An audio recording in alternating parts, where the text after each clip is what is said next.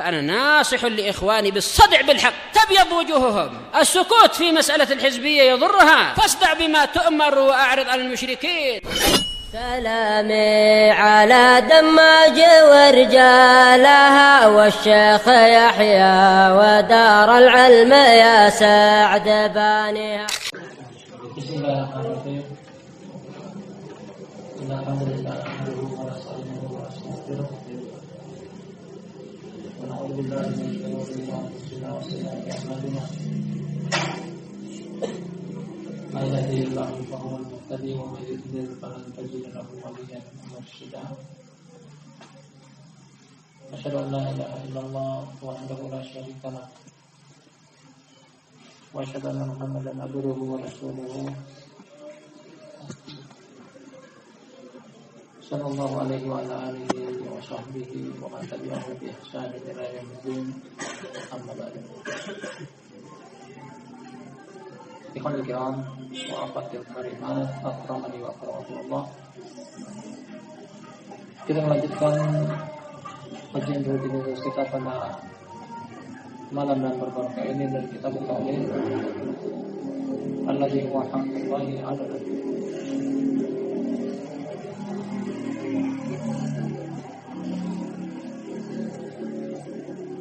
Yang mana setelah malam pertemuan sebelumnya telah kita selesaikan satu bab mulai dari judul bab beserta dalil serta masailnya. Dari judul bab la yuraddu man sa'ala billah. Ya, tidak boleh untuk menolak seseorang yang meminta dengan perantara nama Allah. Kita akan masuk pada judul bab baru.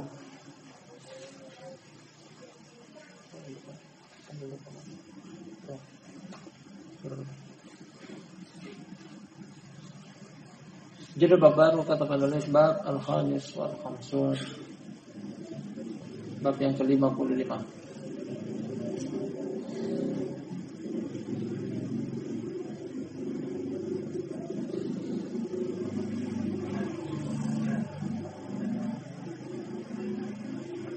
Judul bab yang ke-55 la yus'alu biwajhillahi illa al-jannah.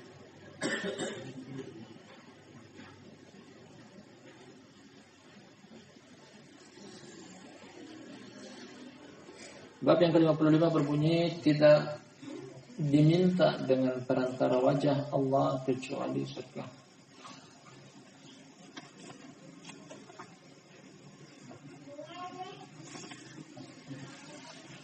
Judul bab ini memberikan kita pelajaran bahwa sebenarnya lanjutan dari yang sebelumnya. Masih tentang pertanyaan atau permintaan, permohonan kepada Allah. Kalau sebelumnya dilarang untuk menolak permintaan seseorang yang dia meminta menggunakan perantara nama Allah. Kalau ini masih mengkaji tentang permintaan,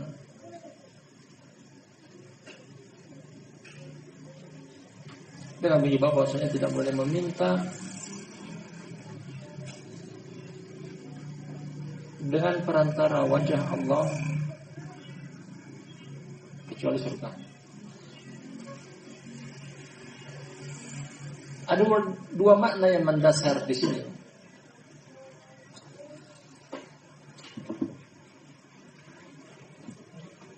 Paling pertama adalah meminta kepada makhluk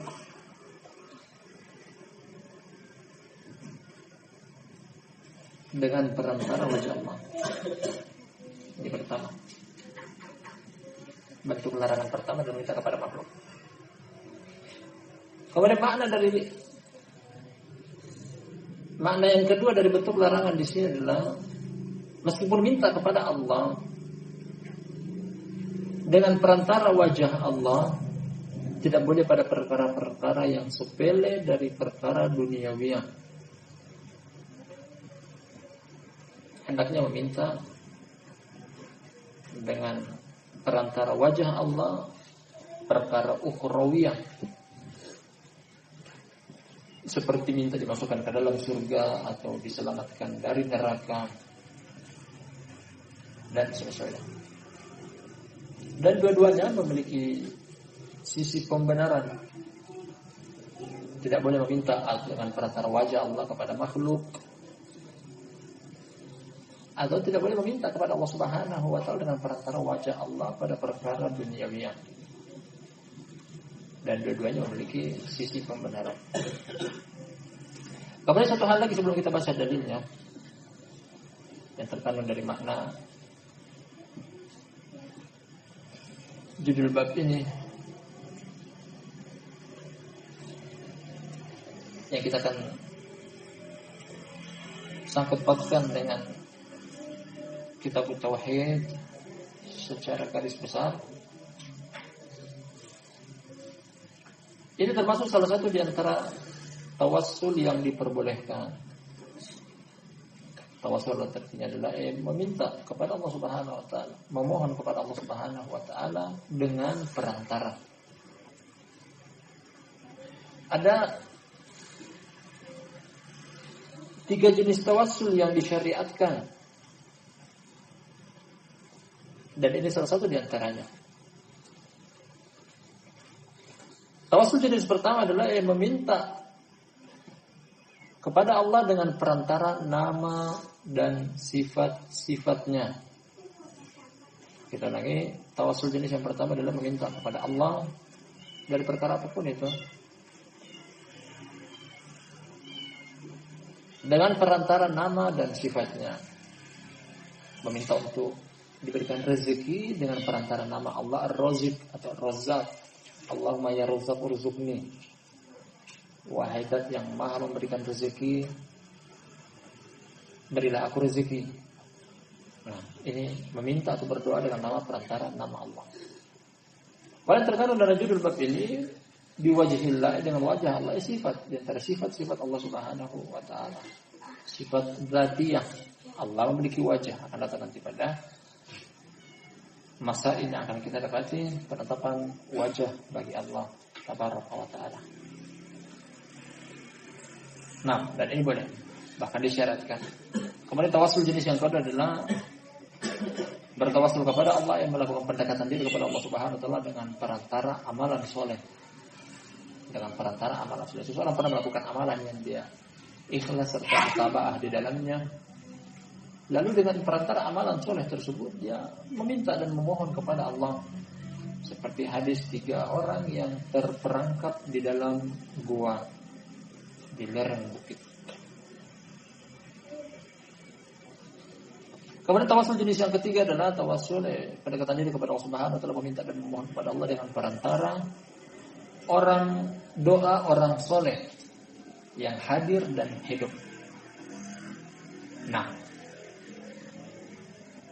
seseorang datang kepada orang soleh, wahai fulan, berdoa kepada Allah untuk turunkan hujan karena terjadi musim kemarau berkepanjangan, menyebabkan kecelakaan bagi banyak orang, kekeringan, gagal panen, dan seterusnya.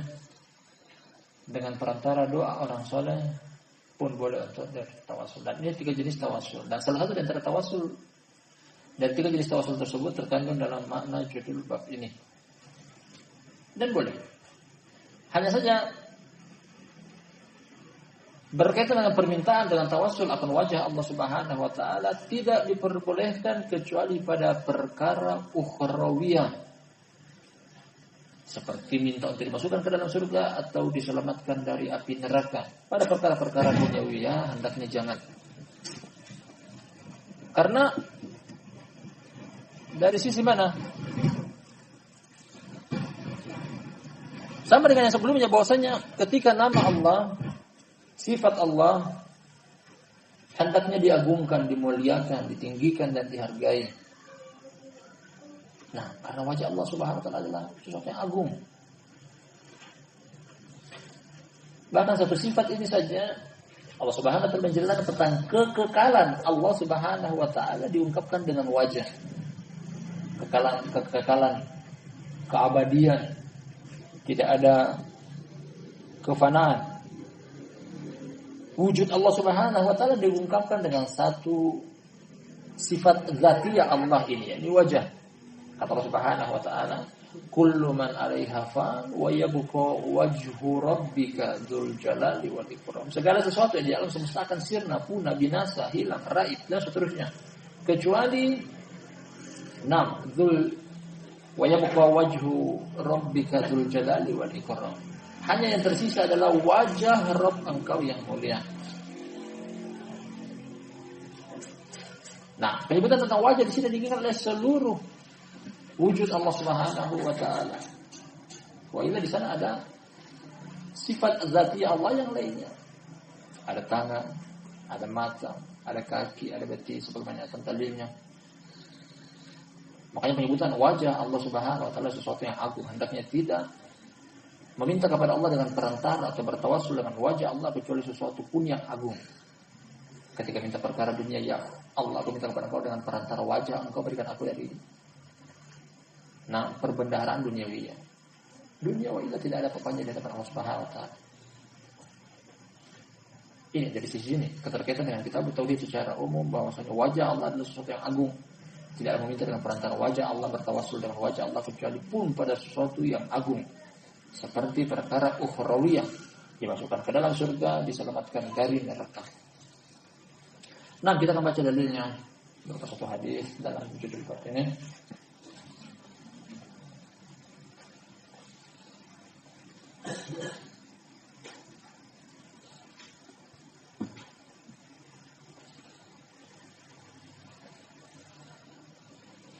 Kata sampai semoga Allah merahmati beliau Syekh Muhammad bin Abdul Wahhab rahmatullahi alaihi.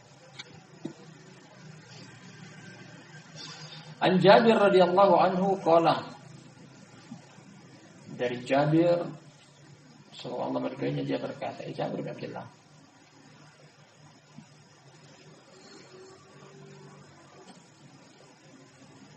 kata dia, qala Rasulullah sallallahu alaihi wasallam, berkata Rasulullah sallallahu alaihi wasallam dalam satu hadis ini, la yus'alu biwajhillahi illal jannah. Rawahu Abu Dawud. Bunyi hadisnya, kata beliau, tidak diminta dengan perantara wajah Allah kecuali surga. Mana dari hadis ini bahwasanya ketika saudara ingin bertawassul dengan perantara wajah Allah, salah satu sifat dari sifat dzatiyah Allah, janganlah meminta, janganlah memohon, janganlah mengharap kepada Allah dengan perantara wajah Allah kecuali sesuatu yang sebanding seperti surga.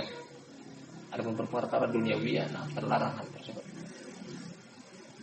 Hal tersebut terlarang. Rawahu Abu Dawud, riwayat Imam Abu Dawud. Imam Abu Dawud meriwayatkan hadis ini dari Jabir bin Abdullah, semoga Allah meridainya. Barakallahu fikum. Hadis ini pertama-tama tentang kekuatan hadis ini adalah lemah, dhaif, diriwayatkan oleh Syekh Albani rahmatullahi alaihi.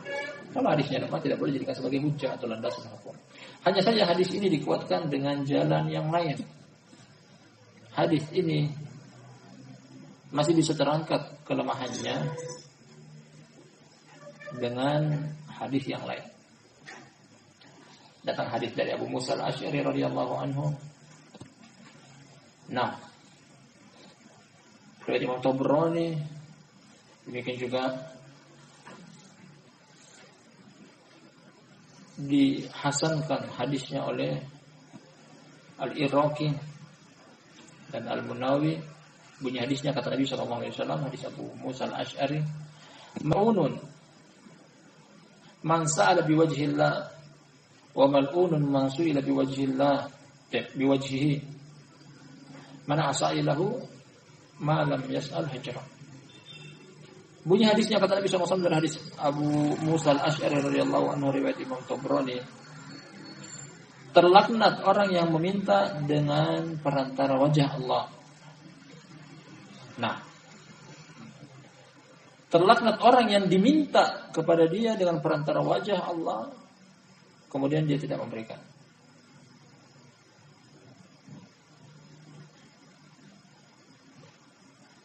Hadis ini hasan dengan kekuatan hadis yang tadi telah disebutkan, dihasankan oleh Imam Al-Iraqi, demikian juga Al-Munawi. Hadisnya diriwayatkan oleh Imam At-Tabrani. Ya, ini sahih. Yang ada di depan kita dari kitab tauhid, hadisnya dhaif. Namun dikatakan dalam makna yang tadi bahwasanya terlarang untuk meminta dengan wajah Allah Subhanahu wa taala dari perkara duniawiyah. Dan dari sini terangkat makna hadis. Dan makna dari hadis ini adalah sesuai dengan apa yang penulis jadikan sebagai judul bab di atas, memiliki sisi pembenaran. Dari sini kita ambil kesimpulan bahwasanya hukumnya adalah tidak boleh sebagai mana yang beliau sang penulis akan jadikan sebagai salah satu dalam pelajaran yang bisa kita petik dari bab ini. Dalam masail hukumnya terlarang. Kecuali pada perkara-perkara yang sebanding, setara ketika bertawassul dengan perantara wajah Allah tersebut. Sesuatu yang sangat berharga bagi kehidupan manusia seperti dimasukkan ke dalam surga atau diselamatkan dari api neraka. Adapun perkara-perkara yang lain meminta perantara dengan nama Allah Subhanahu wa taala atau wajah Allah dengan perkara duniawi yang hadisnya Abu Musa telah kita bacakan, tertolak.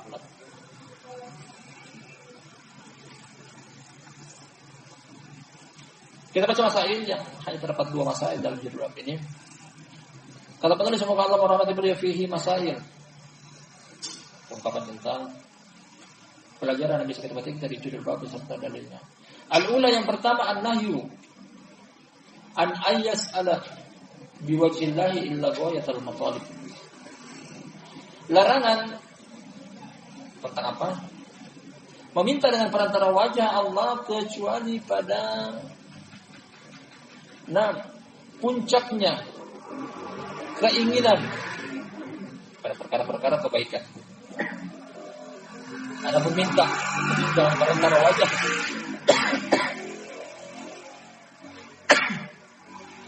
meminta dengan perantara wajah Allah pada perkara-perkara yang hanya sebatas duniawiyah ini mencoreng keagungan wajah Allah dan zat yang disifati dengan wajah tersebut. Tidak pantas. Wajah Allah adalah sesuatu yang agung.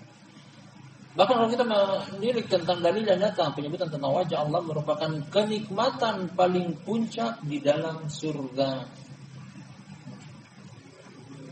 Sebelumnya Allah Subhanahu wa taala menyebutkan dalam surat An-Najm, hal jazaa'ul ihsani illa ihsan. Tidaklah perbuatan kebaikan kecuali akan dibalas juga dengan perbuatan kebaikan yang sama. Al-husna di sini adalah ihsan, adalah surga. Dibuktikan dengan perkataan Allah datang dari surat Yunus, kata Allah Subhanahu wa taala, lil ladzina ahsanu al-husna wa ziyadah. Lilladzina ahsanul husna wa ziyadah. Bagi orang-orang yang melakukan kebaikan, bagi dia adalah kebaikan. Lilladzina ahsanu, orang melakukan kebaikan. Al-husna yang berikutnya adalah surga, bagi dia adalah surga. Wa ziyadah, dan tambahan dari kenikmatan surga. Apa itu? Memandang kepada wajah Allah Subhanahu wa taala. Maka dalam satu hadis kata Nabi sallallahu alaihi wasallam tentang puncak kenikmatan surga. Allah Subhanahu wa taala bertanya kepada penduduk surga, "Hal turiduna an azidakum?" Allah bertanya kepada penduduk surga, "Maukah kalian aku tambahkan kepada kalian?" Setelah Allah masukkan penduduk surga ke dalam surga, diberikan kenikmatan yang tiada tara di dalam surga. Penduduk surga setelah mendapatkan kenikmatan dalam surga, mereka mengatakan, "Ya Rabb, alam tubayyit wujuhana wa tudkhilna an-nar wa tunajjina." Wa tudkhilna al-jannah wa tunajjina minan nar. Wahai Allah, bukankah engkau telah memutihkan wajah kami? Bukankah engkau telah memasukkan kami ke dalam surga? Dan bukankah engkau telah menyelamatkan kami dari neraka? Artinya juga sesuatu yang kenikmatan yang sangat besar, yang belum tentu orang lain mendapatinya dari para penduduk neraka. Kemudian Allah Subhanahu wa taala menjanjikan bahwasanya hal turiduna azidakum, maka aku tambahkan kepada kalian. Ada tambahan lain selain setelah masuk ke dalam surga. Akhirnya Allah Subhanahu wa taala menampakkan wajahnya kepada para penduduk surga, semakin menambahkan kenikmatan penduduk surga di atas kenikmatan yang ada. Pembenaran perkataan Allah Subhanahu wa taala, lil ladzina ahsanul husna wa ziyadah. Bagi orang yang mengamalkan kebaikan, bagi dia adalah kebaikan yang di surga, wa ziyadah, dan tambahan yang melihat kepada wajah Allah Subhanahu wa taala. Di wajah Allah adalah atau memandang atau melihat kepada wajah Allah adalah puncak kenikmatan tertinggi tiada tara di dalam surga. Tidak ada lebih nikmat daripada memandang kepada wajah Allah Subhanahu wa taala. Nah, Syekhul Islam Ibnu Taimiyah rahimahullah menyebutkan kenapa memandang kepada wajah Allah merupakan kenikmatan yang puncak. Dikarenakan barakallahu fikum orang-orang mukmin ketika mereka beribadah kepada Allah Subhanahu wa taala di kehidupan dunia tak pernah sedetik pun mereka melihat kepada zat yang mereka sembah tersebut. Ruku sujud demi Allah, menahan lapar dan dahaga berpuasa demi Allah. Al-muhim kehidupan dan kematian mereka serahkan kepada Allah yang belum pernah melihat sama sekali. Sebagian orang kalau dia rindu kepada anggota keluarganya yang sudah lama tak ketemu, paling pertama yang dia ingin lihat adalah wajah. Wah, tangan sama dengan tangan yang lain. Mungkin mirip, tapi wajah inilah tempat melepas kerinduan. Makanya ketika Allah Subhanahu wa taala menampakkan wajahnya kepada orang-orang mukmin, kenikmatan yang luar biasa. Yang tadinya mereka karena Allah mereka sujud, karena Allah mereka ruku, karena Allah mereka beribadah, karena Allah mereka hidup dan karena Allah pula mereka mati. Dan yang belum pernah mereka lihat sama sekali di kehidupan dunia.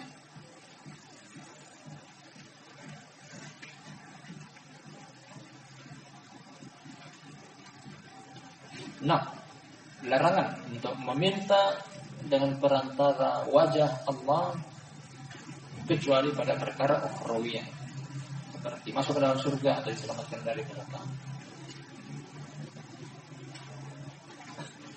Asalnya yang kedua, masalah yang kedua sekaligus masalah terakhir dalam judul ini, itsbatu sifatil wajh, penetapan tentang sifat wajah bagi Allah Subhanahu wa taala. Allah memiliki sifat wajah. Itu termasuk sifat yang ahlu sunnah wal jamaah tetapkan bagi Allah Subhanahu wa taala, bukan seperti ahli ta'til, ahli ta'wil. Nah, menafikan sifat wajah dari Allah Subhanahu wa taala. Dengan begitu banyak dalil dari Al-Qur'an dan juga dari sunnah. Seperti tadi kita baca di depan, kata Allah Subhanahu wa taala, kullu man 'alaiha fan wa yabqa wajhu rabbika dzul jalali wal ikram. Begitu kata Allah Subhanahu wa taala, kullu syai'in halikun illa wajhah. Segala sesuatu binasa, sirna, punah, raib, hilang, dan seterusnya. Dari alam semesta. Illa wajhah, kecuali wajah Allah Subhanahu wa taala, zat yang disifati dengan wajah. Yani Allah, kecuali Allah. Dari wajah Allah.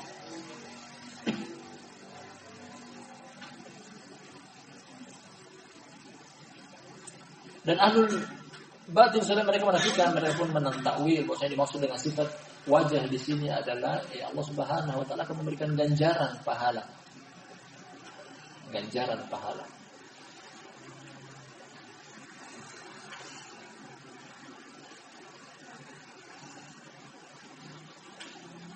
Seperti pada hadis Nabi sallallahu alaihi wasallam, innaka lan tunfik nafaqatan tabtagi bidzalika wajh Allah illa ujirta 'alaiha hatta ma taj'al fi imra'atik. Hadis Sa'd bin Waqqas radhiyallahu anhu, kata Nabi sallallahu kepada dia ketika dia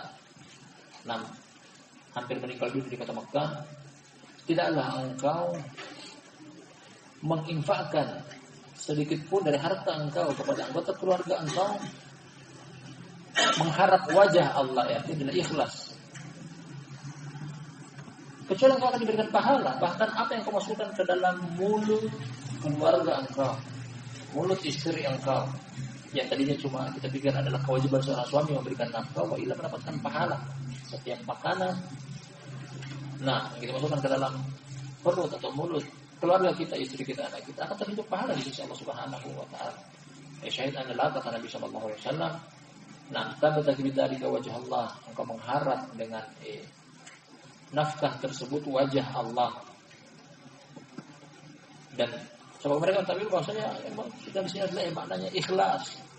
Wajah Allah maksudnya adalah yang mendapatkan ganjaran dari Allah Subhanahu wa taala. Nah, hadis tersebut maknanya demikian, hanya saja datang dengan dalil-dalil yang lain menyebutkan bahwasanya Allah memiliki sifat wajah yang sabit bagi Allah sesuai dengan keagungan dan kemuliaannya. Nah, itu dari judul bab ini, barakallahu fikum jami'an. berkaitan dengan kitab tauhid, wajah Allah adalah sesuatu yang agung. Makanya tidak meminta, tidak bertawassul dengan perantara wajah Allah kecuali pada perkara-perkara yang agung pula, dari perkara ukhrawiyah, seperti minta dimasukkan ke dalam surga atau diselamatkan dari api neraka. Ada pula perkara-perkara dari duniawiyah, hendaknya jangan menjadikan perantara wajah Allah sebagai bah atau bertawassul. Walhamdulillah. Kita akan masuk pada judul bab baru, masih tersisa panjang.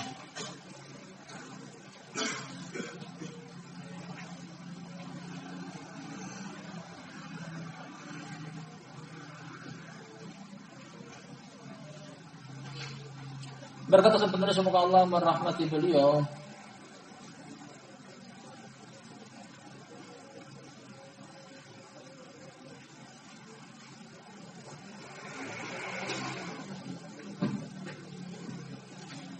Bab as-sadisatu wal khamsun, bab yang ke-56. Bab yang ke-56. Buku ini bersihkan 66 bab, 67 kurang lebih. Berarti kita berada pada 10 bab terakhir, 11 bab terakhir. Nah, buku ini bersihkan 66 bab. Sekarang kita akan baca bab yang ke-56. Kita berada pada 10 bab terakhir. Maja'a fil law. Judul babnya apa yang datang tentang perkataan seandainya. Seandainya. Nah, mungkin pernah terlintas dalam sebagian kehidupan kita perkara-perkara yang kita benci, perkara-perkara yang kita tidak sukai, perkara-perkara yang mungkin kita tertimpa musibah padanya. Kemudian misalnya menyesal akan perbuatan tersebut, kemudian mengatakan seandainya begini, seandainya begitu. Jadi, apa tanggapan syariat tentang hal seperti ini? Kita akan baca. Kita belum simpulkan tentang berkaitan dengan judul bab yang kita tauhid. Nanti setelah kita membaca dalil-dalilnya. Apa yang maksud dengan judul bab ini? Bahwasanya seandainya mengatakan lau, seandainya ambil kata jikalau. Karena penulis pun tidak langsung menyebutkan tentang vonis bahwasanya terlarang, tidak boleh, atau diperinci seperti apa yang dibolehkan. Nah, judul babnya masih global. Kita baca dalilnya. Qala Allah Ta'ala atau wa qaulullah Ta'ala yaquluna law kana lana minal amri syai'un ma qutilna hahuna. Ini tentang kisah perang. Surat Ali Imran. Kita baca dari awal kisah karena memiliki keterkaitan.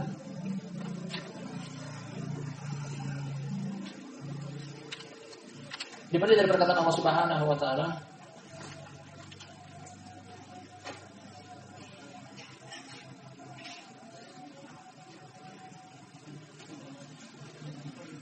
Baik, kita akan baca ayat 124 secara lengkap. Thumma anzala 'alaikum min ba'dil ghammi amanatan nu'asan yaghsha ta'ifatan minkum wa ta'ifah. Perang ini. Qad ahammatuhum anfusuhum yadhunnuna billahi ghairal haqqi dhannal jahiliyah yaquluna hal lana minal amri min syai' qul innal amra kulluhu lillah yukhuna fi anfusihim ma la yubduna lak yaquluna law kana lana minal amri syai'un ma qutilna hahuna qul law kuntum fi buyutikum labarazal ladzina kutiba 'alaikumul qatlu ila madajihim wa liyabtaliyallahu ma fi sudurikum wa liyumahhisa ma fi qulubikum wallahu alimun bidzati sudur. Berarti pada potongan ayat di tengah yaquluna law kana lana minal amri syai'un ma qutilna hahuna. Berkaitan dengan perkataan law. Nah, kita perhatikan dari atas kisah pada perang Uhud. Kata Allah Subhanahu wa Ta'ala, kemudian kami turunkan setelah tadinya keadaan risau. Nah, gundah gulana. Setelah risau gundah gulana ini karena para sahabat ketika mereka keluar di perang Uhud, jumlah mereka cuma 1.000 personil.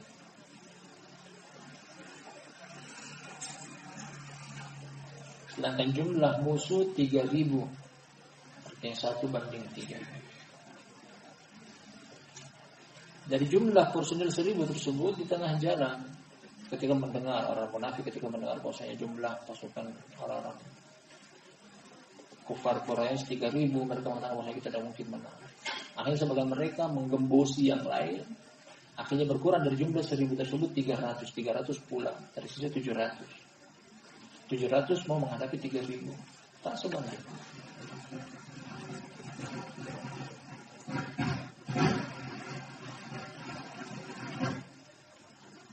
Dari sinilah dengan jumlah 700 tersebut kaum muslimin yang masih tersisa, nah mereka gundah gulana, mereka gom, beban pikiran, kita harus menghadapi sekian banyak orang. Allah katakan Allah turunkan amanatan, rasa aman, berupa apa? Nuasan, rasa ngantuk. Ketika perang berkecamuk datang ngantuk. Kalau ditaklim datang ngantuk dari syaitan, dilawan. Tapi kalau ngantuk ketika berjihad dari Allah Subhanahu wa taala. Ini nyawa, risiko nyawa, nyawa terancam di hadapan mata tuh masih ada orang yang bisa ngantuk. Ada sebagian orang berdagang ngantuk gitu. Nah, ini jihad, berjihad di depan kita ada musuh yang siap memenggal leher kita kapanpun. Allah Subhanahu wa taala mengatakan bahwasanya ngantuk yang datang dari Allah Subhanahu wa taala adalah amanah, rasa aman.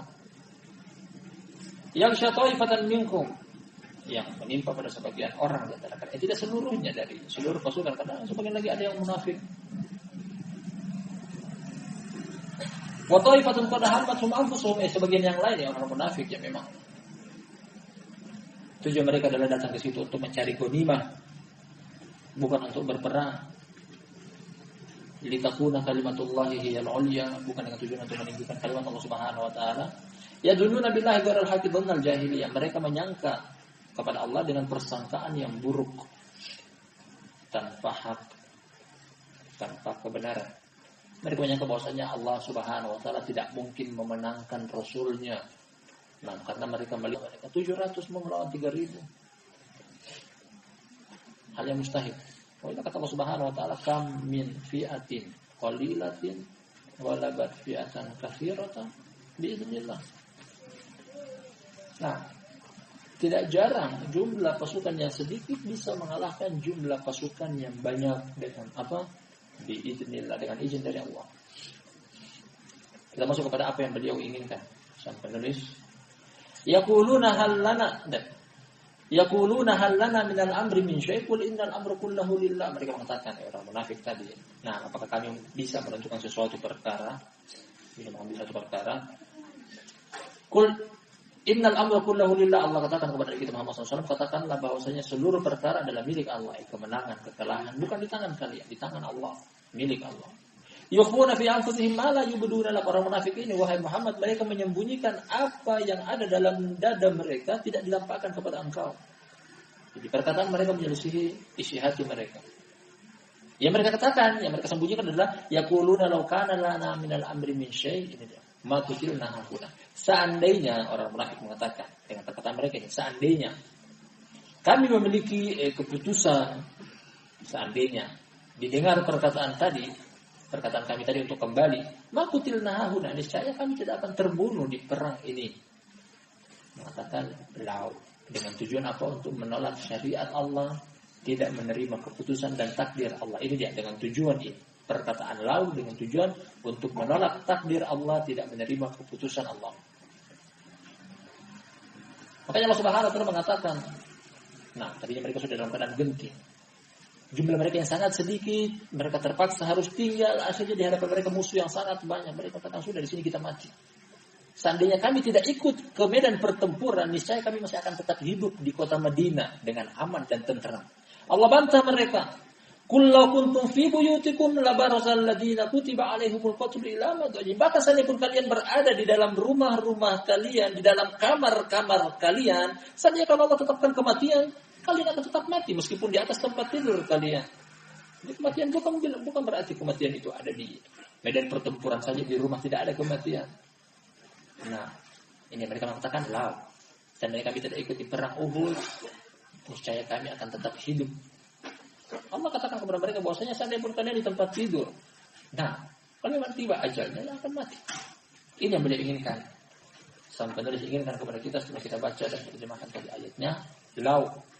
Kata lau di sini diucapkan oleh orang munafik dengan tujuan untuk menolak takdir, tidak menerima keputusan Allah Subhanahu wa taala. Kita baca dalil yang lainnya sebelum kita simpulkan dari judul bab ini. Wa qauluhu, masih pada surat Ali Imran juga tentang orang munafik. Dan perkataan Allah Subhanahu wa taala, alladzina qalu li ikhwanihim wa qa'adu law ata'una ma qutilu. Ini orang yang sudah sempat pulang di antara 300 orang yang pulang yang dipimpin oleh Abdullah bin Ubay bin Salul, pemimpinnya orang-orang munafik, mereka sudah sempat pulang ke rumah. Ada sebagian orang dari orang munafik sempat terbunuh di perang Uhud. Atau dari saudara mereka orang-orang muslim sempat terbunuh di perang Uhud. Ada beberapa belasan orang yang terbunuh di perang Uhud.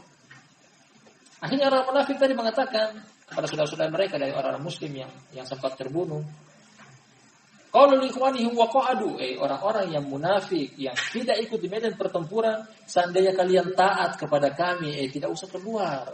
Tetap saja dalam kota Madinah. Makutilu, niscaya mereka tidak akan terbunuh. Seandainya kalian tetap dalam kota Madinah dan tidak keluar ke Uhud, kalian tidak akan terbunuh.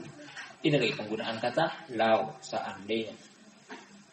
Nah, penggunaan kata seandainya dengan tujuan adalah untuk menolak takdir, tidak menerima keputusan Allah Subhanahu wa ta'ala. Inilah yang terlarang. Nah, kita contohkan seperti misalnya seseorang ingin keluar, kita belanja ke pasar, ingin keluar dari rumah, istrinya ingin ikut, entah dengan tujuan apa, istrinya ingin ikut. Kemudian suaminya mengatakan, enggak usah, lagi cuma sebentar, enggak usah ikut. Bersikeras istrinya harus ikut, kalau tidak, marah, merajuk dan semisal. Akhirnya tetap istrinya keluar. Di tengah perjalanan kecelakaan. Sang suami mengatakan, ini dia seandainya engkau tidak ikut, niscaya tidak akan terjadi kecelakaan. Nah, kecelakaan akan terjadi Allah Subhanahu wa taala, bukan karena si istri ikut atau si istri tidak ikut. Ketika menggunakan lafaz lau, ini dia seandainya. Seandainya engkau tidak ikut, niscaya tidak terjadi kecelakaan. Belum tentu seandainya pun istri tinggal di rumah hanya engkau sendiri yang keluar, kemudian Allah takdirkan kecelakaan, tetap saja terjadi. Intinya adalah takdir dari Allah Subhanahu wa taala. Jadi kalimat lau, penggunaan kata lau seandainya, andai kata, jika lau di sini adalah dengan tujuan untuk menolak takdir, tidak menerima keputusan Allah Subhanahu wa taala, inilah yang terlarang. Inilah yang dimaksud dalam judul bab bahwa hal ini menyelisihi tauhid. Menggugurkan kemurnian tauhid.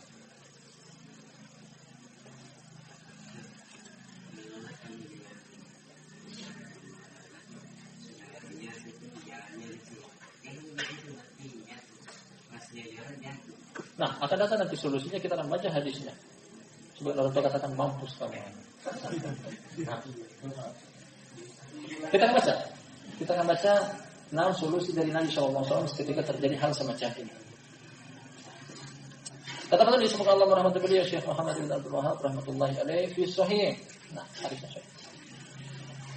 Abi Hurairah radhiyallahu anhu anna Rasulullah sallallahu alaihi wasallam qala, dalam sahih dari Abu Hurairah sallallahu alaihi wasallam bahwa Rasulullah sallallahu alaihi wasallam beliau berkata, dalam hadis yang panjang sebenarnya, beliau hanya membawakan potongannya.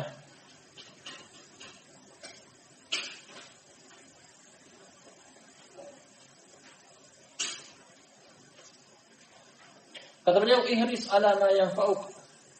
Dari awal sana yang kita baca bagus sekali hadisnya. Al-mu'minul qawi khairun wa habbu ila Allah minal mu'minul dha'if wa fi kulli khair. Kemudian hadisnya ini, ihris ala ma yanfa'uka wasta'in billahi wa la ta'jaz. Wa in asabaka syai'un fala taqul law annani fa'altu lakana kadza wa kadza walakin qul qaddarallahu wa ma syaa fa'al. Fa inna law tuftahu amal syaitan. Kita perhatikan dari awal dari hadis yang kita baca, potongan awalnya. Orang mukmin yang kuat lebih baik dan lebih Allah cintai daripada orang mukmin yang lemah. Ketika menyebutkan tentang mukmin, disebutkan tentang sifat kekuatan, bukan maksudnya adalah fisiknya yang kuat, tapi yang diinginkan adalah kadar keimanannya, keimanan orang tersebut kuat, Allah lebih cintai daripada keimanan orang yang lemah. Meskipun dia mungkin dari kalangan orang yang kurus, kerempeng, al-muhim keimanannya kuat, lebih Allah cintai dibanding daripada orang yang memiliki postur tubuh yang gagah, berani, tegak. Hanya saya dari kalangan orang kafir yang memiliki keimanan, Allah tidak cintai. Lanjut hadisnya, ihris ala ma yanfa'uk, bersemangatlah, antusiaslah terhadap apa yang memberi manfaat kepada engkau. Anjurlah untuk ketika melakukan suatu perkara hendaknya yang bermanfaat. Ketika tidak ada manfaat, jangan diamalkan. Orang berakal demikian. Orang berakal sekaligus beriman. Melakukan satu amalan yang mungkin berbenturan antara baik dan paling baik, dia pilih yang paling baik. Kalau baik dan paling baik saja, dia pilih yang paling baik. Misalnya kalau ada baik dan buruk, hendaknya pilih yang baik, jangan pilih yang buruk. Sebagian orang karena akal pikirannya yang kurang, berbenturan antara amalan baik dan buruk, dia pilih yang buruk. Nah, ditinggalkan yang baik. Wasta'in billahi wa la ta'jaz, meminta tolonglah kepada Allah dan janganlah merasa lemah. Lemah, malas, tidak mampu adalah sifat-sifat orang munafik. Makanya Nabi SAW meminta perlindungan dari hal ini. Allahumma inni a'udzubika minal kasal wal 'ajz. Ya Allah, minta perlindungan kepada Engkau dari sifat malas dan sifat lemah. Wa in asabaka syai'un, apabila tertimpa kepada Engkau sesuatu perkara, mungkin ada perkara yang tidak kita senangi, musibah. Fala takun, jangan Engkau mengatakan lau anni fa'altu lakana kada wa kad, jangan Engkau mengatakan seandainya aku melakukan ini niscaya akan begini dan begitu. Di sini dia letak syahid atau inti dari hadisnya. Kalau terjadi sesuatu, jangan mengatakan seandainya aku melakukan ini dan itu, sudah mendung. Nah, kemudian dia tetap memaksakan diri untuk keluar. Betul, hujan. Katakan, aduh seandainya tadi aku tidak keluar, bajuku tidak basah. Ucapkan seandainya jikalau andai kata. Walakin kula katakanlah qaddarallahu wa ma syafa. Allah telah takdirkan. Dan apa yang Allah kehendaki Allah lakukan.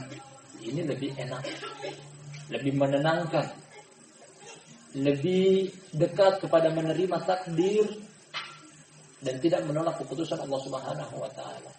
Nah, tanpa perlu menyalahkan orang lain. Tidak menyalahkan takdir, tidak berprasangka buruk kepada Allah. Akhirnya mengatakan, ini dan itu.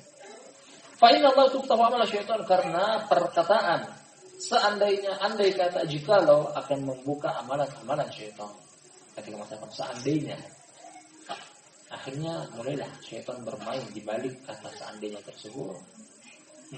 Salahkan istri engkau karena tadi kedua. Salahkan Allah kenapa Allah. Dan seterusnya. Mulailah syaitan bermain menggoda. Dari situ karena hanya satu kata yang diucapkan, lau, seandainya, andai kata, jikalau, dan semisalnya. Nah, barakallahu fikum, kita simpulkan dulu apa yang boleh masuk dalam judul bab ini berkaitan dengan tauhid wa ilah, masalahnya kita akan akhirkan pada lain waktu. Jadi perkataan lau, akan datang juga nanti perinciannya di belakang. Yang terlarang adalah apabila dengan tujuan untuk menolak takdir dan tidak menerima keputusan Allah Subhanahu wa taala. Wa illa, kata lau sendiri datang dari Al-Qur'an dan datang dari hadis Nabi sallallahu alaihi wasallam, beliau menggunakannya tapi bukan pada konteks menolak takdir. Seperti ketika Nabi sallallahu alaihi wasallam ketika beliau berhaji hajatul wada, beliau katakan la yastaqbaltu min amri lastadbartu walakin subtul hadiyah.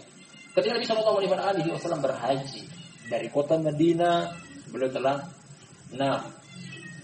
menggiring hewan sembelihan beliau. Digiring. Akhirnya beliau haji kiron. Haji kiron, membawa sembelihan nanti di mahsyar, di manhar. Sesampainya di sana ternyata turun perkataan Allah Subhanahu wa taala menganjurkan untuk haji tamattu. Haji tamattu nanti ihramnya di Makkah, di Miqat maksud kami. Akhirnya beliau katakan, "Law istaqbaltu min amri lastadbartu." Seandainya aku masih bisa kembali ke belakang, dari perkaraku ini, niscaya aku akan merubah niatan yang tadinya haji qiran menjadi haji tamattu.